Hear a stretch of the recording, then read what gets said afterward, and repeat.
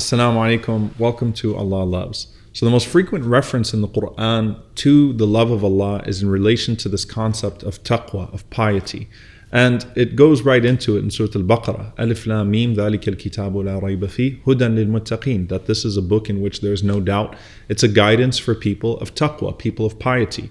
And the most Allah yuhib, the most Allah loves in the Qur'an is Wallahu yuhibbul muttaqin. And Allah loves the people of piety.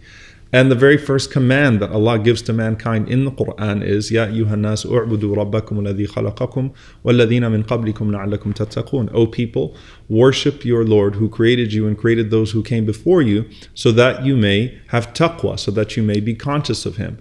And Allah, of course, mentions to us specifically in regards to fasting, كُتِبَ عَلَيْكُمُ الصِّيَامُ كَمَا كُتِبَ عَلَى الَّذِينَ مِن قَبْلِكُمْ لَعَلَّكُمْ تَتَّقُونَ. That fasting was prescribed upon you the way that was prescribed on those who came before you, so that you may attain taqwa, so that you may attain piety. Now, how is this related to Allah's love? Because we're going to connect this, inshallah, all the way through these 30 episodes, and it's important to understand how it all comes down to this. Well, it starts off with how we understand the divine in the first place. Allah created you not to hate you, but to love you. And Allah created you not to fail, but to succeed. And Allah created you not to go to hell, but to go to paradise. He gave you everything that you needed to attain His reward. He gave you all of the essentials that are needed to maintain His pleasure. But it's actually that we understand that we're on this path back to Allah subhanahu wa ta'ala, and that we don't want to do anything that's going to compromise His love for us. So there's this debate that always takes place about the word taqwa. Does it mean to fear Him? Does it mean to be conscious of Him?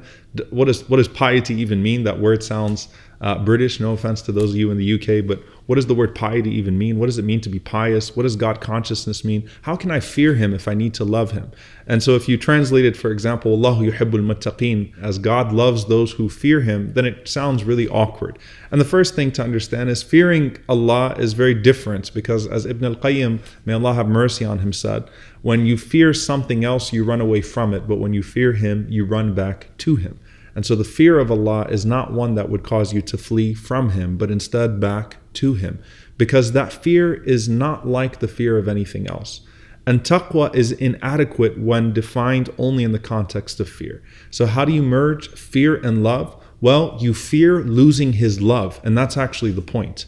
Why is Ramadan such an effective way of us learning how to not lose His love? Because in Ramadan, we observe our consumption. We make sure that we don't physically consume anything that's going to nullify our fast. Likewise, in our everyday lives, we make sure that we don't spiritually consume anything that's going to nullify Allah's love for us. We pay closer attention to ourselves.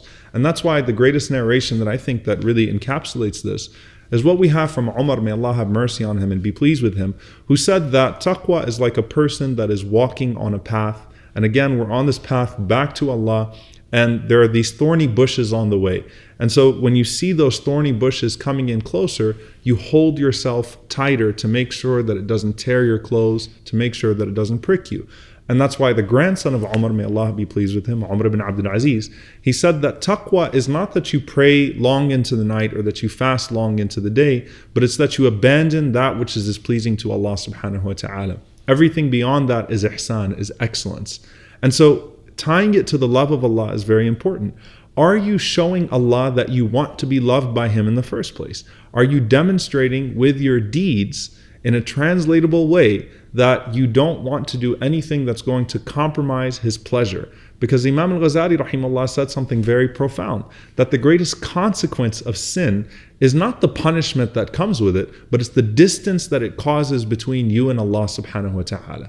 If we were created by God to return to Him in a way that's pleasing, and if He's given us everything that's needed to return to Him in that state, then the very first way we express a desire to be loved is that we show caution with things that could potentially compromise that love. So taqwa is that you are steering back to Allah, and the most practical way to deal with this is when you're in a gathering, for example, and you think about consumption, you're about to say something that's displeasing to Allah subhanahu wa ta'ala, and you stop yourself because you don't want to earn the displeasure of Allah.